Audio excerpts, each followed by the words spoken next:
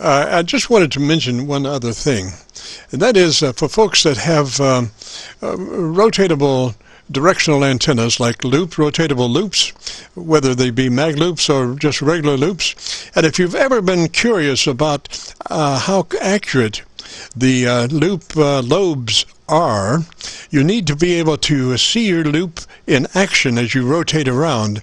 Well, that's sometimes hard to do because usually you have to get somebody else to hold your carrier or something to be able to actually see what's happening. But I don't know if you've ever considered using your antenna analyzer.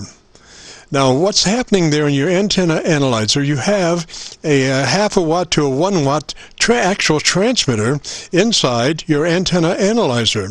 So, gosh, what a better way. You know, I use it now. I've been working on my my mag loop that got damaged by a fallen tree, and it's more at the top like a pear now, as opposed to a nice pristine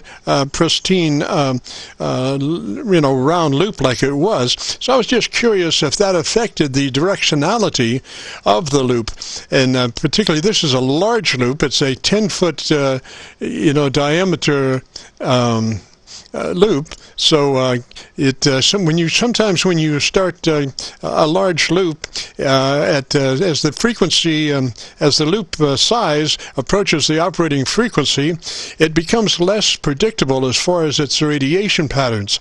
So I just wanted to double check what was going on. So I took my antenna analyzer and I went directly west of my loop antenna about 100 feet, and I put a little piece of wire stuck into the coax fitting about 6 inches long, and then I put the antenna analyzer on the frequency that I was checking out as far as the loop was concerned, and I came back in and I left my receiver in sideband mode because the carrier that analyzer is generating is it's not sideband, it's just regular AM without modulation, and I was getting the nice little heterodyne right on the frequency that I was looking for, and I have, obviously this receiver has a VU meter tied to the output of the audio.